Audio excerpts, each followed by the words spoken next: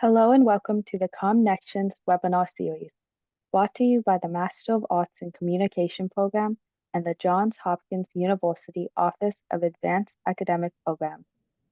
Today's event features a discussion on navigating the future of communications and AI. My name is Natalie Cross and I'm the event producer. Please note today's event will be recorded and uploaded to the AAP YouTube channel under the Connections playlist. During the program, if you have any questions, please feel free to use the Q&A function and we will answer as many questions as possible during the latter portion of the event. With that, I will turn over the presentation to our moderator, Dr. Patricia Hernandez, Assistant Program Director and Senior Lecturer for the Master of Arts in Communication program. Hello all, thank you so much for joining today. I'm super excited for this talk by Leah Dergachev, who is the founder and chief storyteller at Austley, also past PRSA NCC chapter president and a recipient of the PR News 2024 Top Women Entrepreneurs. So I'll go ahead and hand it off to you, Leah. Hi, thanks, Trisha. Hi, everyone. So today I just wanted to talk a little bit about my journey. As Trisha said, I founded Austley, a communications-driven marketing company, and now I've even gone into using AI for my clients as well as training other communications and marketing folks on how to use AI.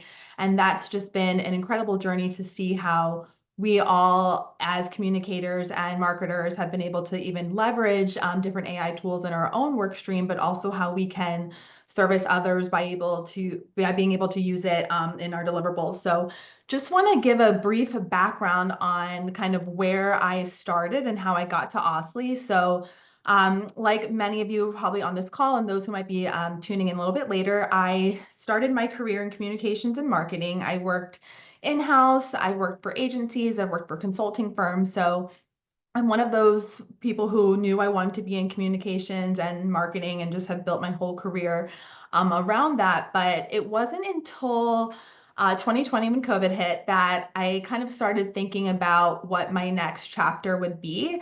Life changed too. I also had my first kid then, so there was a bit of a change and challenge at the same time. But I really feel like while everyone was thinking through, am I going to start, home workout routines, or am I going to start baking sourdough bread? That's when I started thinking about, am I just going to go out on my own?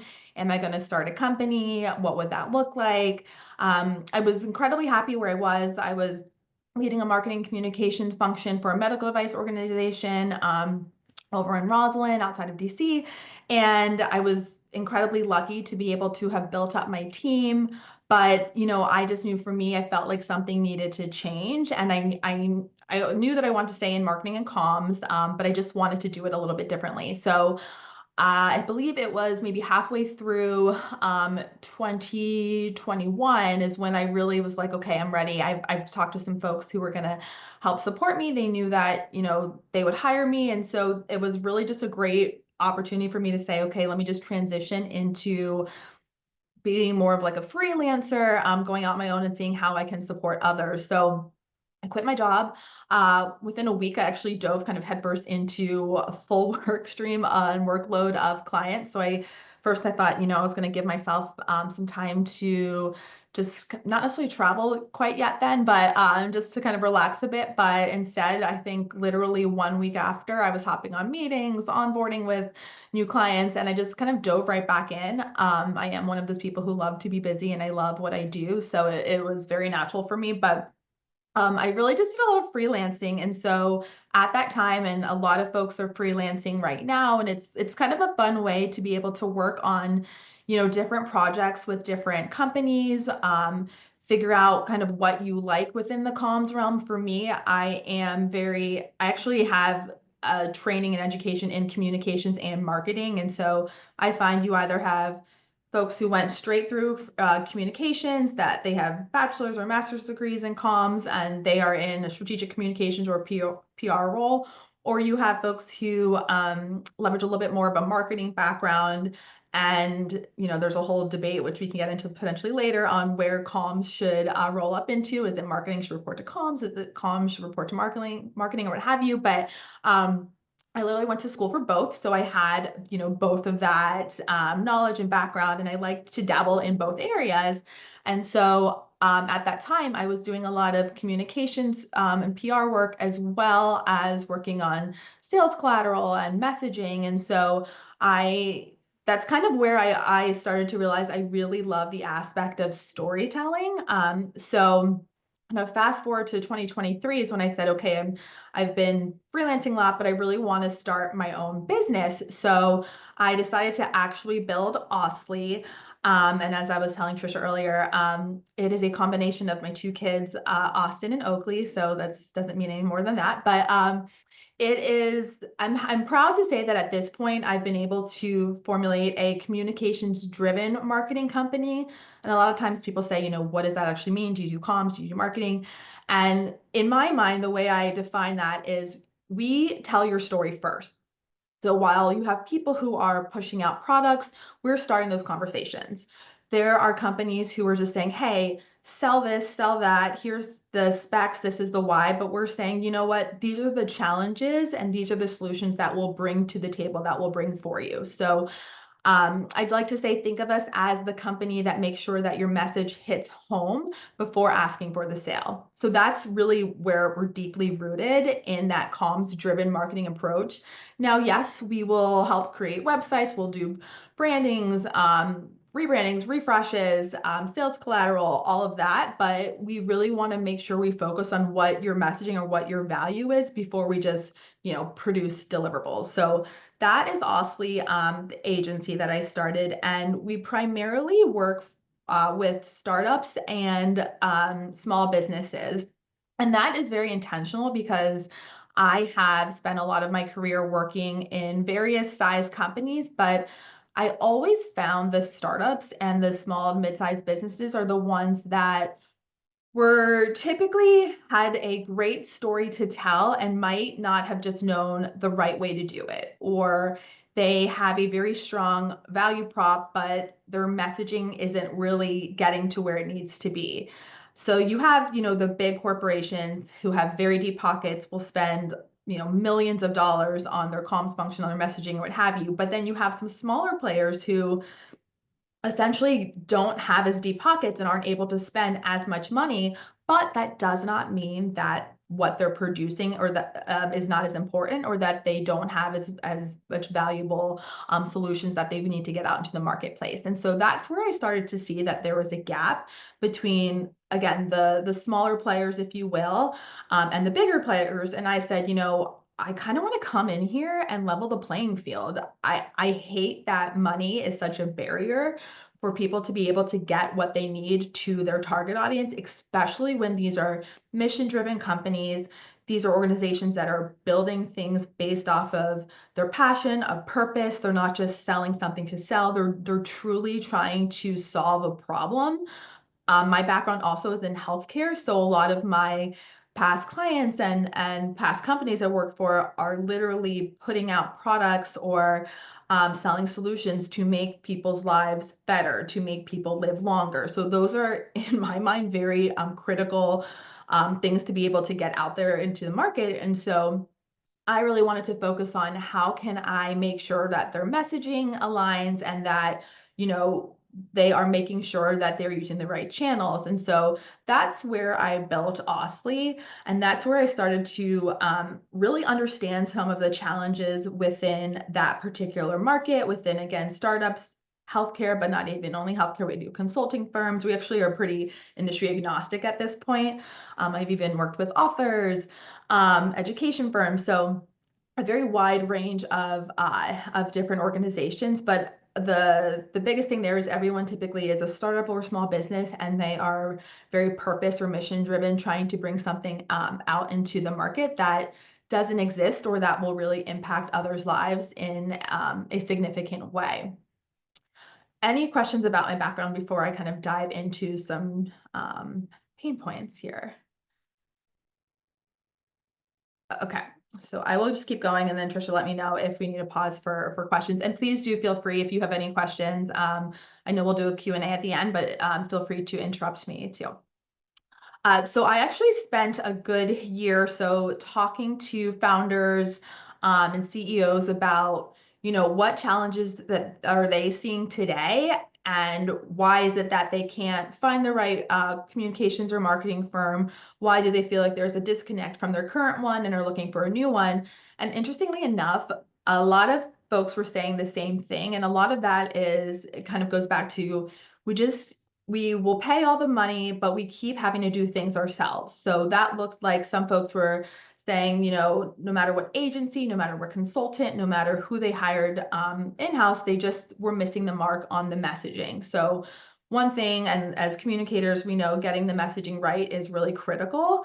And so that was a big challenge that we just saw, that these folks saw, that their messaging was not correct.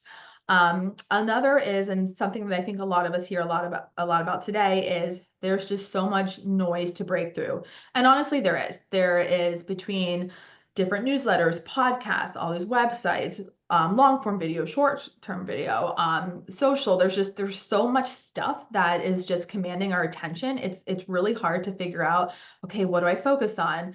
I know me, myself personally, I want to love all the newsletters and the podcasts, and I have some of my favorite, but I do not have enough hours in a day to listen to every podcast someone sends me. If it's an hour long, forget it. It'll stay on a list of, I will get to it when I probably die at that point. I will not have time to get to hour-long podcasts.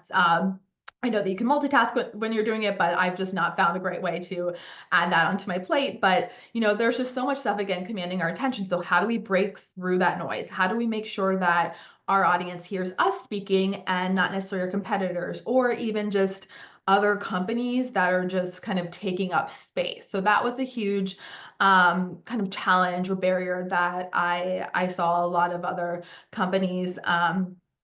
And then a third one there is, we want to be more technology driven, but not really sure where to start. And a lot of that too comes with, what channel are you using to communicate? So again, that's things like, do we need to be on LinkedIn? Do we need to be on Facebook? Should we still be on X/Twitter? People are on Blue Sky. Should I be on Blue Sky? Should my brand be on Blue Sky? So there's just a lot of different things and different technology and different platforms out there. And it can be, a bit distracting to figure out which one you want to spend time on. So those are some challenges that I saw, either senior level marketers or communication folks. So chief communicators, chief marketing officers, as well as CEOs and founders that were like, where do I start? There's so much to kind of think about. How do I build a strategy around this? So after having a lot of those conversations, I went back to my team, and one thing that I love about how I kind of built Austley is, I don't have any employees. Everyone I work with is a 1099, and I purposely did that so I can help other freelancers or solo practitioners build up their business. So my clients then kind of become their clients, because they can help out on these projects too. And I did that very intentionally, because I remember, when I started out, I was fortunate to work with other companies who pulled me in as a contractor, or I just worked individually, but it's kind of hard to start building your portfolio. And so with Austley, the work that you do is, a portfolio builder for you as well as for me. So it's kind of serves that dual purpose.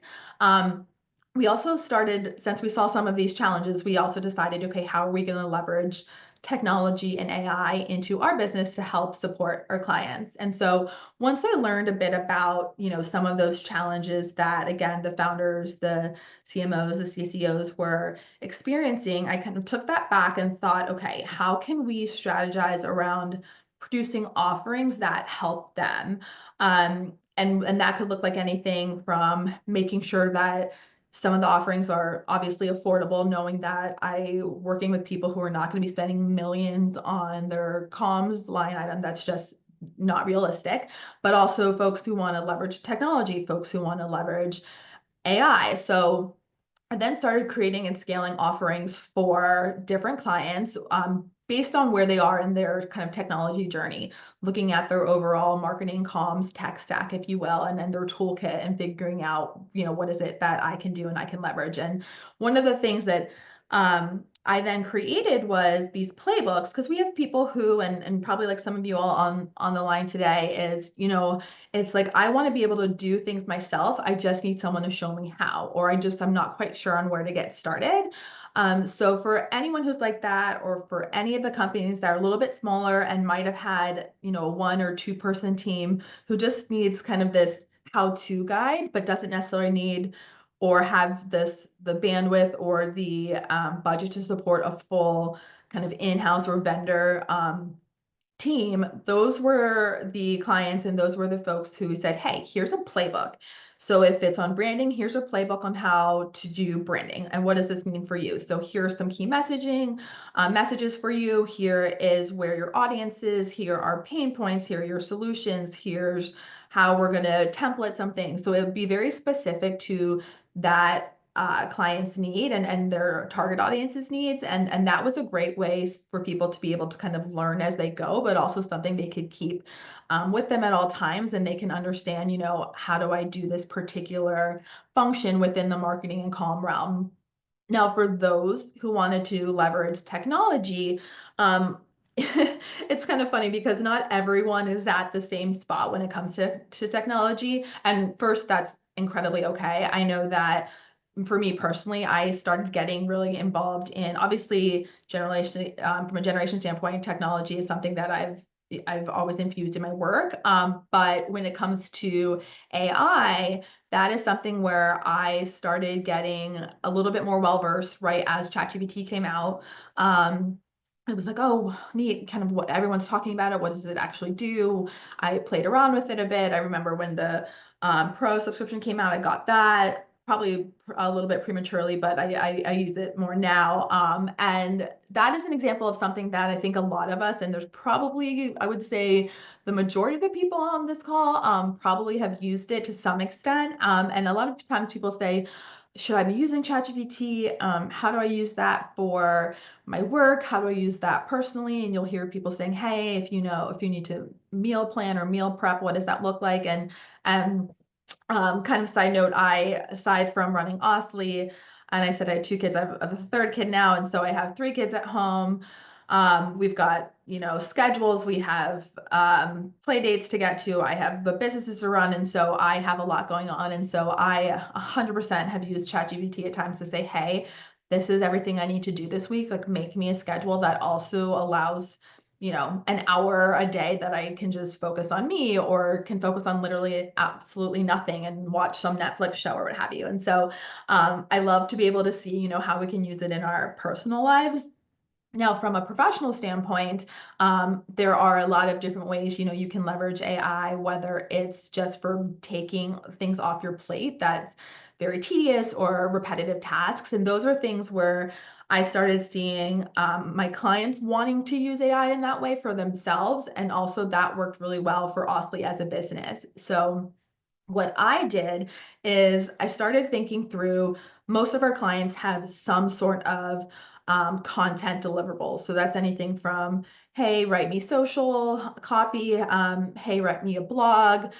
We typically start with a strategy. So, hey, I need an internal comm strategy, and then we need to push internal comms, or hey, we need a PR strategy, and then we need to do press releases and thought leadership or what have you. So we, as in the humans of Austley, we get into the weeds of writing the strategy. We ask the questions. We actually have intakes forms, but we use our intake forms and we run it through an analysis now using AI. So the great thing about that is, prior to that, I would just read through the whole analysis and I would analyze it myself. And I'd say, okay, so based on this intake, this is where I think we should begin. This is where we should start. This is what we should focus on. The nice thing about using AI, and when I say AI, I literally mean basic platforms. So my top 5 in my toolkit is ChatGPT, Claude, Gemini, Perplexity, and then I use Notion more for that productivity part. But so I'm not saying that you have to go out and necessarily purchase like Jasper or Copy AI, and there's a ton of other platforms, but just to be able to operate how I do and how my clients do is literally on the basic core 4, I guess I would say. And then obviously you can pay the $20 a month if you want a pro account. But going back to the analysis, so I would run now our intake forms and our intakes from our strategy sessions into an analysis to say, okay, this is where I believe we should go. Am I missing anything? As the market changes a bit, Perplexity is great because it can help me understand from a research perspective, here's the competitors that my client believes they have. Are there any other ones that we just might not be aware of? And sometimes, those competitors will look like apples to apples, but then there'll also be some apples to oranges, which sometimes it actually is helpful just to get that sense, because there are a ton of companies out there. It's incredibly difficult to know every single one. And some folks are doing things or dabbling in the same space, but their overall business isn't there. So they're not someone that I would say you want to, focus a lot of time and energy on, but it's nice to kind of just know who they are and that they exist. So that's where I found AI to be incredibly helpful for me as I do my job, but also to be able to provide my clients with a more efficient and higher quality deliverable. So once I'm able to kind of use it from an analysis perspective and analyze that strategy session, and then I can build out my strategy. Now, once I build out this strategy, I typically have in there, these are the tactics that we want to do. And this is where I go back into, this is the content that we're going to develop. This is the content that needs to be planned. And these are things that many of us spend a lot of time on. Me personally, I find content writing isn't necessarily take me that long, but sometimes it's all of the planning, especially when there's multiple channels, multiple messaging. So then that is another example with content planning. And then we can get into content development, but content planning, that is great. It's a great example of what we can use AI for. So we have our strategy, we know what we want to be able to do with that said strategy. It's been blessed by our client. And now we have to think through, okay, here's what we need to produce. What is the best way to do it? Here's a cadence that seems to work well, whether the company's just starting out or they've already been creating or producing content at a certain level. We want to make sure we either maintain that, or we look at, is there a better way to do it? Again, we can use AI as a platform there to help for the analysis. But when it gets into the content planning, that's what's great too. And typically when we do the strategy work, if a client doesn't already have any brand guidelines, we kind of create some that we can also feed into different AI platforms to ensure that it knows what the company is about, who their target audience is, the way that they speak, some of that syntax there, so it knows, this isn't, let's take Wendy's, for example. Everyone sees on Wendy's is always, fast food restaurant is always kind of trolling other companies on social. So they're funny. It would be incredibly awkward, I would think, if we saw Wendy starting to post, very serious type messaging. So that's an example of, you want to kind of feed in to your AI platform what this company is about, how they communicate. Are they serious? Are they funny? Are they kind of witty? Do they ask a lot of questions? Things like that. These are all things that we have a spreadsheet for, that we kind of feed into that. And then that helps us ensure that the content that we're planning is correct, as well as the actual content that gets produced is a little bit more accurate as well. Now, I will 100% say, do not just go in and say, hey, I have a healthcare client who needs to all of a sudden stand up some comms. They want to post a newsletter once a month, and it's going to be to their patients. It needs to be informative and not too funny because it's in healthcare. That will not get you anything great. I mean, you will get a result. It'll likely be laughable, and you will have to do a ton of work. You'll really want to make sure that you're giving enough context as into why you're posting, who you're posting to. Yes, the cadence, but what is the key kind of call to action or the takeaway from a messaging standpoint there too. And so it's great to use AI to even help with the planning perspective, because it can say, hey, we're thinking about posting this once a month. These are other things that we're also going to be posting based on this calendar. Where can we make some updates? So even just having it kind of analyze where you think you should go and say, are there other things I'm not thinking of? Where could you kind of push back, or where else should I be thinking that you don't see that's already being referenced here? So from a content planning, that's great. Literally using AI as this kind of co-pilot, as this helper. It's not at all supposed to be taking my place or taking place of any of the humans on my team. This is more of, hey, help us produce our content and plan it faster. And because we're able to produce it faster and more accurately, and the accurately part is because, it tells us yes, this is the right messaging, or no, you guys are missing this, or you should have a bigger cadence. That's really important for us to make sure that we're, delivering high quality items, but also it's helping us understand any gaps. But that's obviously great for our clients. And because we can do this a little bit more quickly, we're able to produce actually more. So, my retainers now used to, and some of my retainers that I offer are based by, how many deliverables you get. But now that we use AI, our clients aren't necessarily charged by the hour, it's more by the output. And that works best for everyone. I know any agency folks on the call, I kind of loathe having to track every single hour. It's, yes, you can use AI to do it, but you have to at least let them know that you're working, or let it kind of track on your screen that you're working. And so I much rather have someone say, okay, by the deliverable they'll pay, and even the value. So it's a little bit more easy. And then you can think through, if there's different iterations and how to track for that. But not like every single hour, every single minute has to be tracked,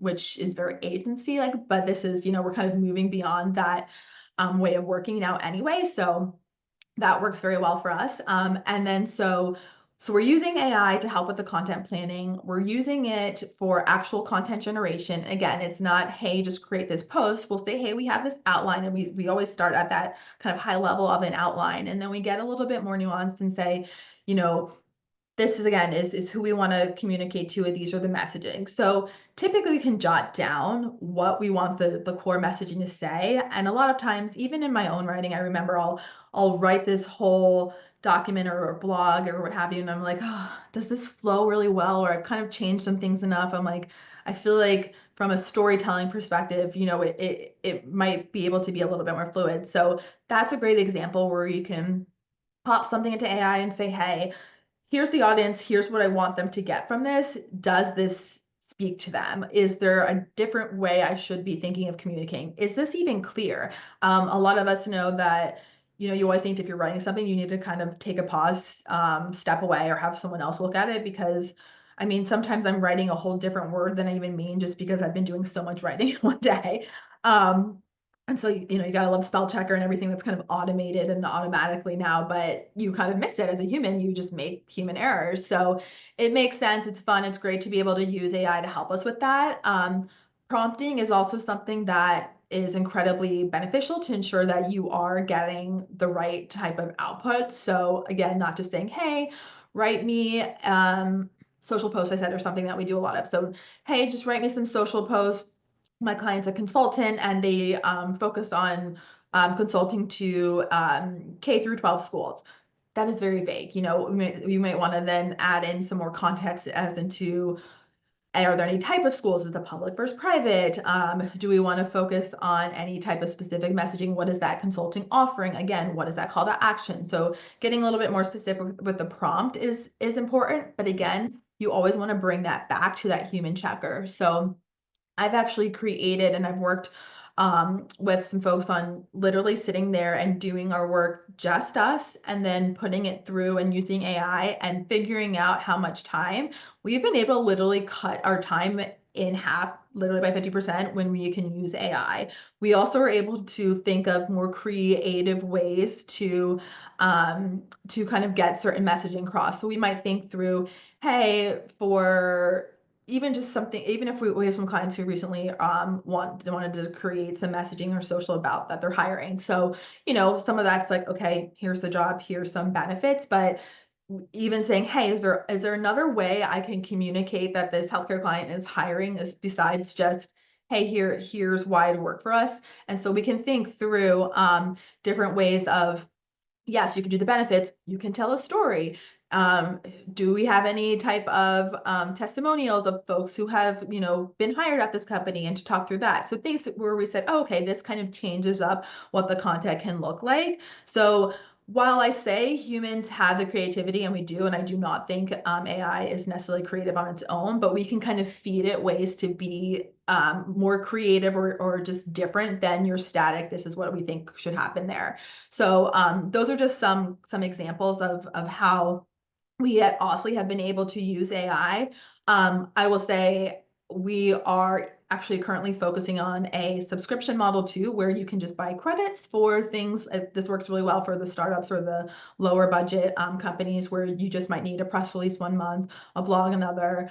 It might change. So you just kind of can purchase your credits. Again, it's not based on the hours, it's based on the actual deliverable. So that works really well. For those who are more of the solo practitioners and freelancers, I would say those are some things you might want to think about. How to price out accordingly too, where you might not want to be, you can still factor in your hourly rate, but think of how long it takes you if you want to use AI, and then factor in, what you want that cost to be. So those are just examples from kind of an internal point on how we use AI. Now, I'm going to just pause for a quick second because I know I've been doing a lot of talking, just before I kind of pivot into how I've been helping others learn AI.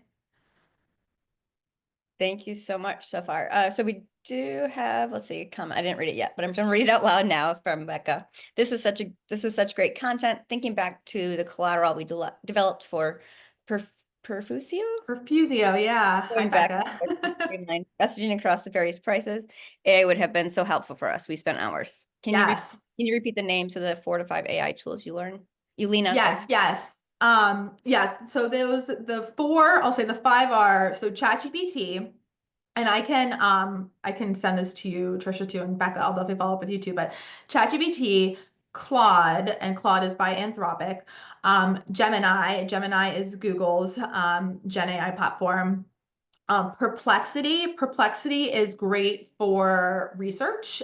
It cites everything. So I will say one thing, if you just go into Claude or ChatGPT and ask it a question, it might give you an answer that's not correct. So Perplexity will literally cite where it's getting its information from. So you know that it's valid and it's not something they just made up. A fun little practice is you can literally tell ChatGPT, and in the past, I used to do this a lot. You can say, hey, so since Washington, D.C. is on the West Coast, do you think we should be worried about earthquakes?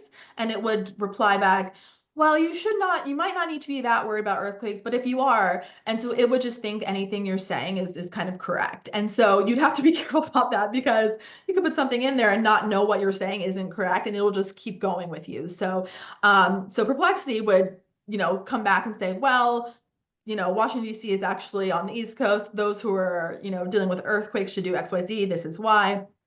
So just kind of a quick fun fact there. And then the 5th one that I use is Notion. Notion is more of like an all-in-one workspace where I use it for my tasks, productivity. I get client requests via email as well as working with my contractors. So there are times where I might just not capture something, but it syncs. I have an integration where it syncs into Notion. So it says like, hey, someone asked you to do something. Did you do it? Or you need to do it?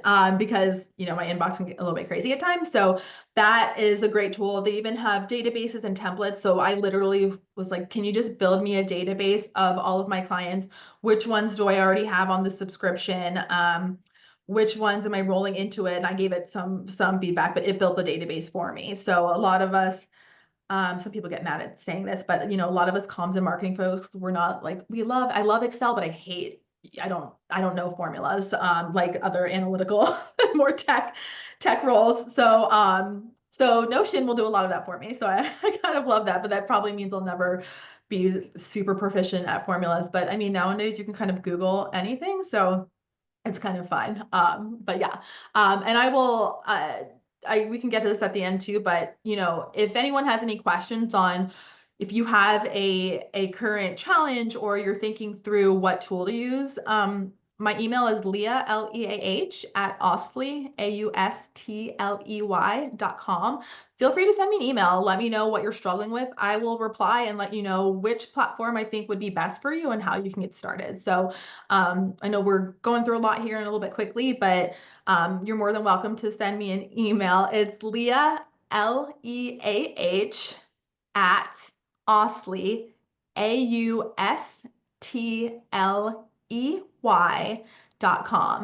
And just shoot me an email. Let me know that you joined us today and that you might have a question or you want to figure out what's the best tool. And I'm happy to share and reply with what I think would be best. Thanks, Trisha, and thanks, Natalie. So there was one Um, comment, which I've ran across this as a professor. Yeah, so ChatGPT will cite, but yeah, that's not always accurate. They make up sources. yes, good point too. Yeah, it'll say, oh, we got this here. And you're like, really, where? And I've actually had to say, drop in the URL of what you are citing. Hmm.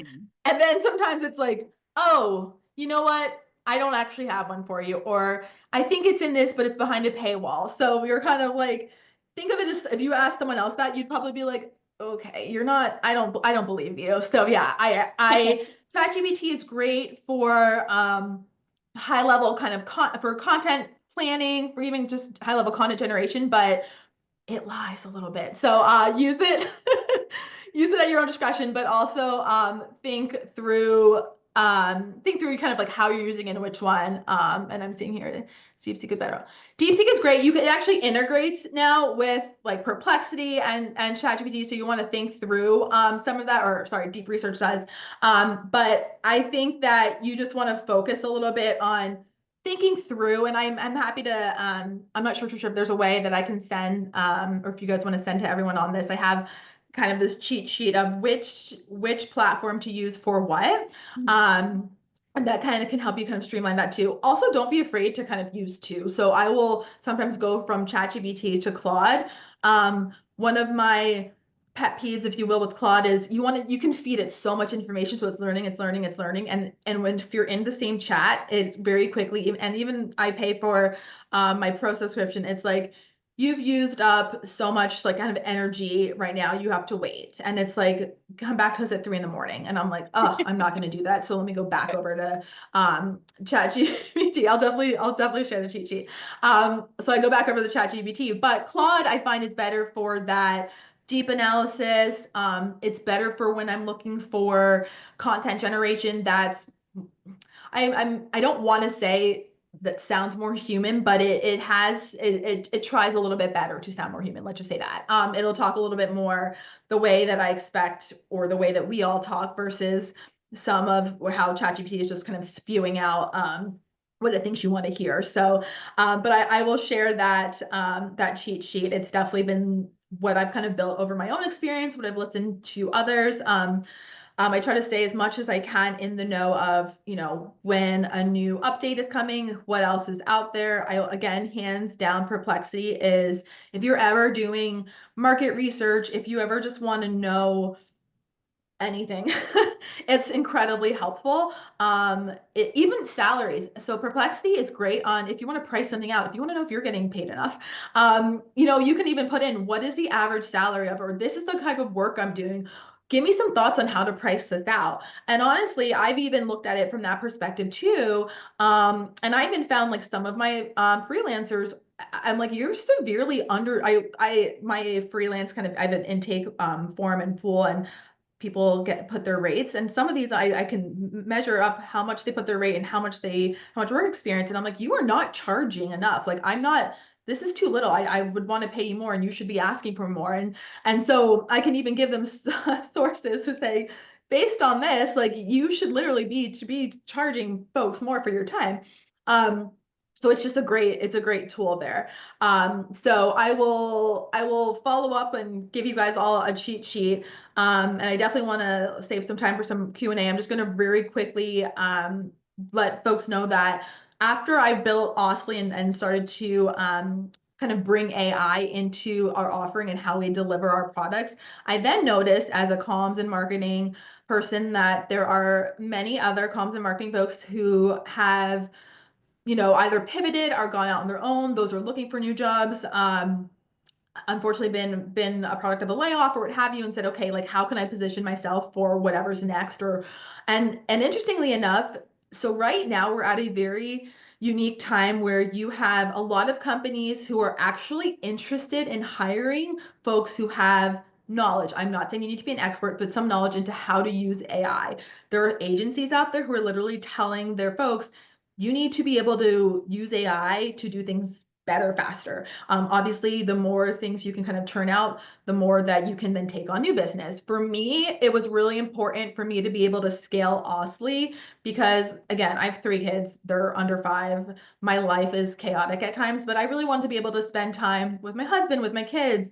I don't work 40 hours a week. I have a full plate of clients, but I don't have to work 40 hours a week because I have built in AI tools and into my workflow so I can do things faster. And then for me, I'm like, I'm done. I've scaled my business to a great spot. Obviously, I can still take on clients and I can be very, um, I can be a little bit picky on who I pick and if I want to or what have you, but I bring in my freelancers as the humans to be the human checkers to look through kind of, hey, this is what we're producing. This is what I will say. One thing is when you get client feedback, sometimes they'll say, hey, can we be a little bit punchier when we talk? Or can we do this and that? That's where it's really important to kind of take note of that and add that into whichever AI platform you're using. So it's like, okay, you might hear things from your clients, but you wanted to integrate into that so you're not making that same mistake twice. But that's also where you want a human being to actually be able to check, okay, I had a client say, let's not use this word anymore. Legal doesn't like it. And so making sure that we're not actually using it. Now you can say, type in, hey, let's make sure we don't use this. I would definitely say you want to check a few times. I've had some experiences where like Claude, I've said, okay, let's work through a blog and it writes a LinkedIn post. And I'm like, literally didn't ask for a LinkedIn post. I'm asked for, we're going to be working through a blog. And it's like, oh, I'm so sorry. It spits out another LinkedIn post. And so I know we all have our off days and I guess so does technology, but that's where God forbid I just said, oh, okay, yes, you did it, and then send that to a client. They'd be like, what is this? So it is still very important to, have the human checkers. And I also have kind of a checklist of when you're using AI generated content, this is what you want to feed it. And this is what the things you want to go back and check on. And a lot of that is, is the vernacular correct? Is it speaking in the way that your client does? But for those, if you're a freelancer, if you're a solo practitioner, if you're just thinking about, how you want to even use it, what I've started building out is, I work with individuals on what is it that's incredibly time consuming for you. For me, it was running my business, and it was really a lot of the content planning. I said we do it for everyone. Everyone wants content. So how do I streamline this process where every day I'm not looking through, okay, these are all the new folks who came in who want me to do something. This is everything I said I would do for these clients. This is everything I need to do for myself in my business, where it's like thought leadership, is my website up to date? So that's where I use Notion. But for other individuals, I have an audit kind of form, and I can send that to you guys as well. And it's basically like, here are the tasks that you do, how much time do you spend on them, and how repetitive are they for you? Do you do it weekly? Do you do it every day? Do you have to do it monthly? And then we look at what AI tool can we use. Can AI do it? Most times it is yes. Not necessarily the 100% the whole thing, but can AI help you here? And to what extent and to what tool? Then we start looking at, okay, the hours that you spent, the hours that you're now using AI, this literally cuts down. I've worked with folks who have cut 12 hours out of their week. And some of those folks are like, I'm done. Those are 12 hours that I'm gonna go hang out. I'm gonna go travel. I'm gonna go take on more clients. It's, I always say scaling is kind of can be defined as different things to different people. It might mean you can get to 6 figures faster in literally under a year in 6 months. It might mean you have 20-hour work weeks, and that's great. You're making the same amount of money, you're just working half the time. Or it might mean that you can now have double the amount of clients because you literally freed up 50% of your time. So scaling will look like something different to everyone, and that's why I try to personalize everyone's AI approach in the comms and marketing world based on what is it that they're looking to do. Are you looking to take on more clients? Do you just want more time back in your day? But AI, regardless, AI has been able to help me and help those that I work with cut down on those repetitive tasks that, really aren't necessary for us as from like a brain exertion type thing. It's like, I don't need to focus on writing every little thing. I am here to serve my clients from the strategy. That's the thing that I'm bringing my years of experience to. I can have someone else even write some social posts, or I can have AI kind of work through that. So it's really important just to think about, and what are the repetitive tasks? And sometimes for me, even it's going through my inbox. I even have this is a paid platform, but Reclaim AI is great for, it's literally like, stop what you're doing. You need to just take a break. Here's your inbox. Hey, these are things that have been added to your plate. I have people who can just schedule directly via Calendly. And so sometimes I'm not even aware that I have had new things added throughout the week. And I like to always know every day what I have today and what I have leading up for the rest of the week. So like there's literally different platforms that can help you organize how you work, when you work, and what you're going to focus on when you are working. And so that has just been incredibly helpful for me and the way I work. Everyone is different. So you might say, hey, I love content planning, but I hate the writing. I don't mind doing it, but I would love to be able to have a little bit more time back in my day. So that's when we can look at, what platforms there. And again, ChatGPT, Claude, Gemini, and Perplexity are all you need. You don't even need them all, but they all have a great starting place that's free that you can use and build. From paying for everything, it's less than $100 even a month. So I think it's literally like $60 or $80 a month combined using all of that for their pro subscriptions too. So you don't have to. I say the pro subscriptions are a little bit better, but you do not have to even use them. You can still use the basic free versions to get some of these outputs that I've been talking about. So I know we have about 15 minutes left, so I will pause there to see if there are any specific questions I can answer. Okay, so we have a couple of questions. The Okay. first one is, art is one of the most powerful ways to communicate. AI generated art has become increasingly popular today, especially on social media. What are your thoughts on AI art and its ethical implications? Yeah, so I think it would depend on what specific type of art. Like if you need some sort of, let's call it like an icon or what have you, that's a little bit more generic. I do for my own contracts, I do have written in there that we use AI. When it is going to become something that art, and you can't copyright art that's AI generated. So I always say lean towards, this is where you still want to hire your graphic designers. You could still kind of have a hybrid where they might create something and you might want a different variations or what have you. I wouldn't do like my logos through, if it's especially has a lot of artwork to it, especially if you want to think of copywriting or anything like that through AI. I think we're still building and learning.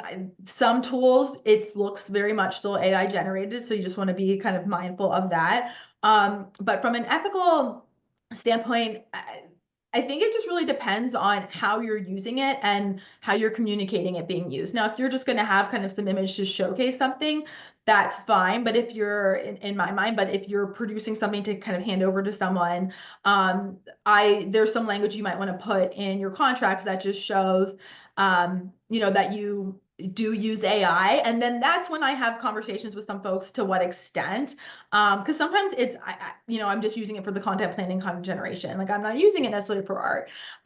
So and feel free to email me and then we can chat kind of offline about that. But I think it really just depends on how you're using it, how you're communicating, you're using it to if it's client work, and what exactly you're delivering, because you would not want to deliver something that's been AI generated, your client does not know, and then they go and try to put this on a book cover or try to copyright it, and then they learn later, oh, I did not know that you used AI for this. So a lot of that's just the communication aspect as well.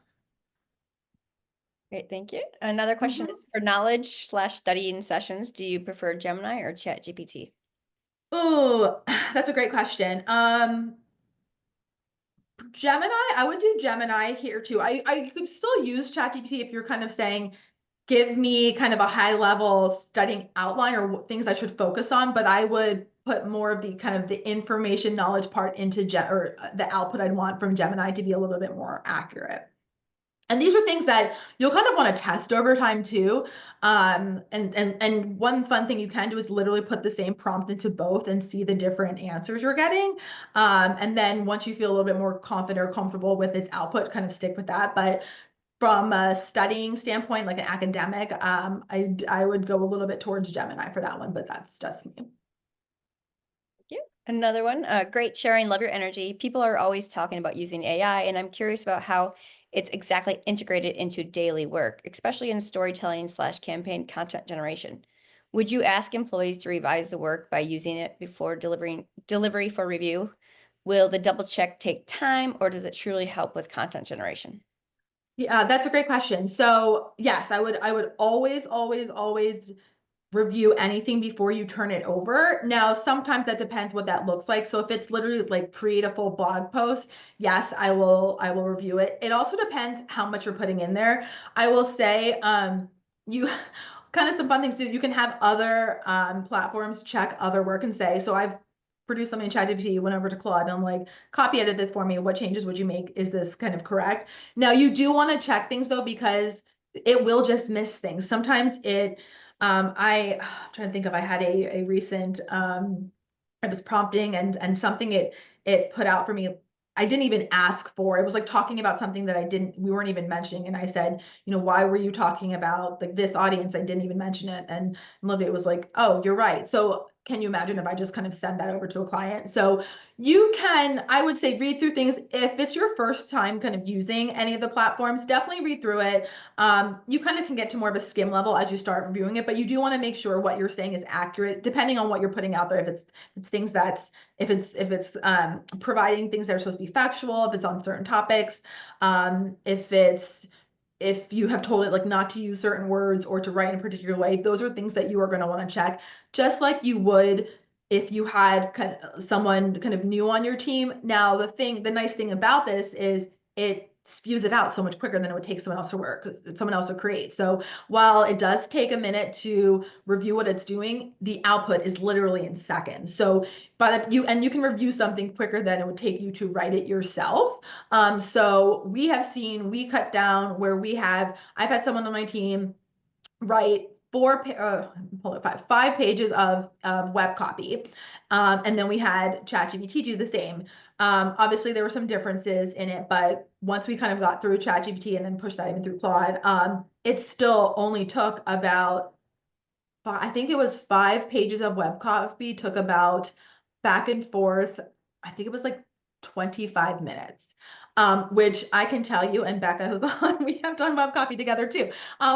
Yeah, I'd say, okay, I'll get that to you in like a day or two, if not end of the week. But I mean, it could produce it. Now, obviously, it depends, how much copy is on a page and graphics and all that. But generally speaking, I mean, like literally cut down the time it would take. So you're going to want to review it, but you can have that all done in, an hour, where it would take like a week to review and edit all of that too. So, did I miss any part of that question?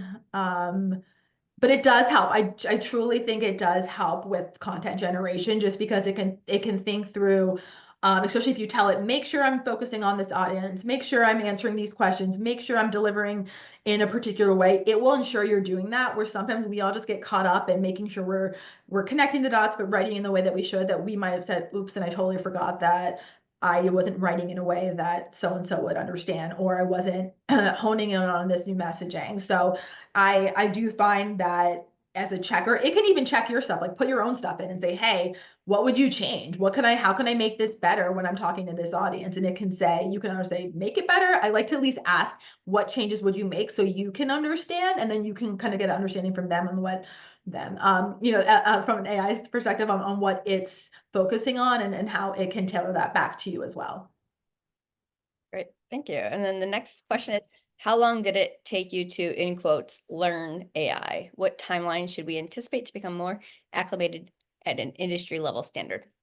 Yeah, so it really depends for me. And I think if it makes anyone feel any better, I started really learning AI when I was working full time and I had kids. And I was able and the way I kind of learned too is I just played around with things, and then I attended a few webinars. I will also share with you all kind of the top people that I follow. Allie K. Miller is great. She's more on like AI in general. But there are folks who will tell you, you can just kind of follow, you can do certificates. I've played around with it, so I never gave it a full focus, as in like a course of study where I had nothing else to do but learn AI. And I've been able to get acclimated and proficient and in a way that I can coach others. Within a year, I would say, if I didn't have 3 kids who are under 5 and run a full-time business and 2 communities, you can probably pick it up in, like, I would say those I coach in 12 weeks, you can learn enough to scale your workflow. So, and that's only 1 hour a week. So 12 hours, you can do a lot. That's also those who are being very transparent about where they are, where they need to go.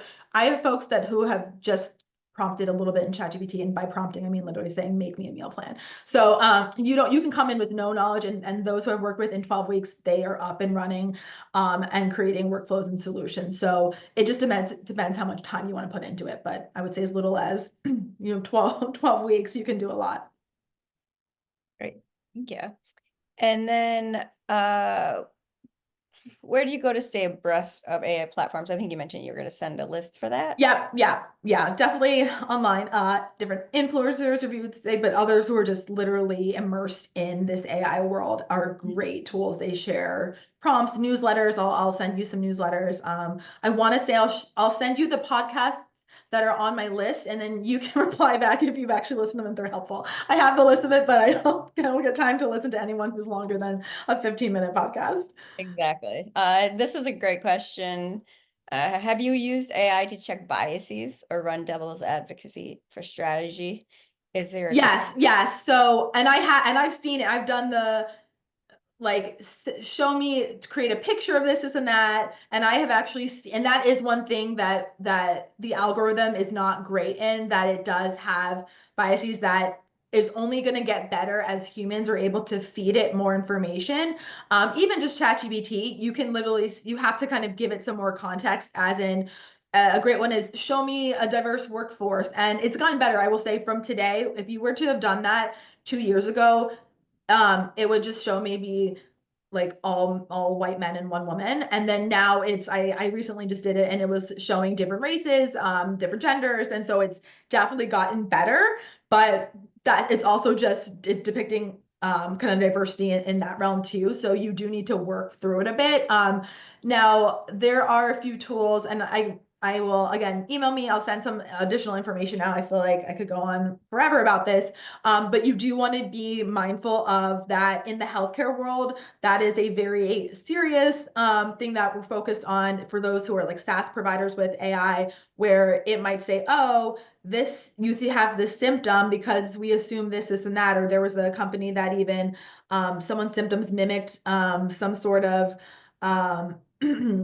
addiction, and they did not have it. And so a doctor was like, oh, you're addicted to so-and-so, and the symptoms mirrored it, but they actually did not. And it was being biased based on certain factors of who that person was. So that's obviously incredibly serious, and things that you want to think through. So we're not there yet, but there's ways you can kind of work with different AI algorithms, feed it some more context, so the likelihood of what you get is less biased. But I wouldn't say you are, ensured that there's going to be no biases in that at all. Great, thank you. And looks like we have time for one more. What platforms are best for SOP, web copies, and messaging? Yeah, so this is where I would say you want to look at Claude. Claude is very good, and Gemini. ChatGPT will, again, give you that outline. If you said, here are the web pages I want, these are the type of topics, and then you kind of feed that into Claude a bit, and it will actually spit out a little bit more of an easier flow of copy that we all read on the web. ChatGPT might just kind of put out copy that isn't the way that users read. It might be a little bit longer than you want. So you also want to be very specific that this is for web. These are the type of users, so it can keep in mind that this isn't, you want to have some scrollability, but you don't want it to be, like 15 minutes long scrolling down there. So some of this is all on my cheat sheet too, so I'll send that all over so you can get a sense of, what to use where. And then if you have any specific questions or prompts, feel free to send me an email. Happy to reply back and see how I can help. Thank you so much. And thank you everyone for attending. You have Leah's email address, so feel free to write her, but we will send the materials she said that she would send in the email when we send you the recording. So you'll have all the things that you need. And again, I appreciate you very much, Leah, and I appreciate everyone for attending. And I hope everyone has a Thanks, great everyone. afternoon, evening, wherever you are in the world.